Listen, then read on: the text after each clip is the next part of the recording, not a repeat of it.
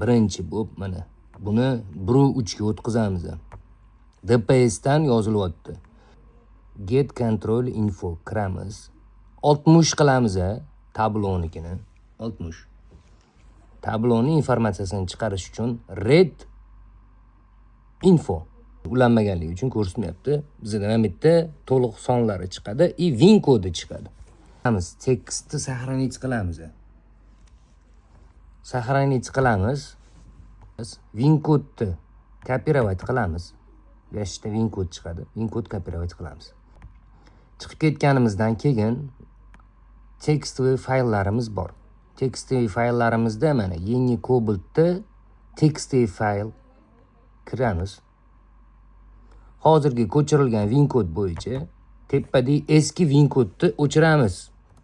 O'chirib bo'lgandan keyin kopировать qilingan win kodni вставить qilamiz. Amitki win kod yangisi tushadi. Keyin сохранить fayl qilamiz. Bize tabloga olib chiqib olishimiz kerak birinchi o'rinda. Agar havo datchiki ko'rsatmayotgan bo'lsa tablo, agar ko'rsatayotgan bo'lsa primoy programmani o'zini yozsa ham ishlab ketadi. Lekin havo datchikini ko'rsatmasa, uning uchun birinchi bo'lib tabloga наружный temperatura datchikni olib chiqib olishimiz kerak.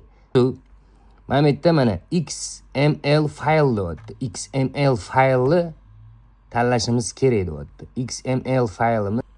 XML fayl yangi Cobaltga yozayotganligimiz uchun yangi Cobaltda XML faylni сохранить qildi, chiqardi. Keyin data fayl.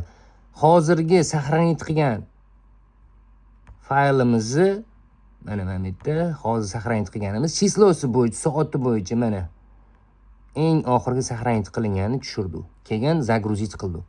Birinchi tabloga наружный temperatura datchik olib chiqishimiz kerak. Mana bu yerda qaranglar. Sonlari bor.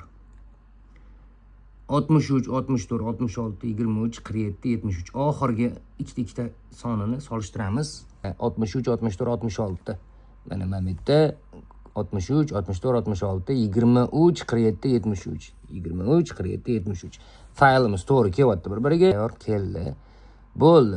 Program bosib yuboramiz, Tablo o'chadi, qaytib yonadi. Unga qo'rqib ketmanglar. Tablo o'chib yonadi o'zi biladi. Programma tabloga yozilayotgan paytda.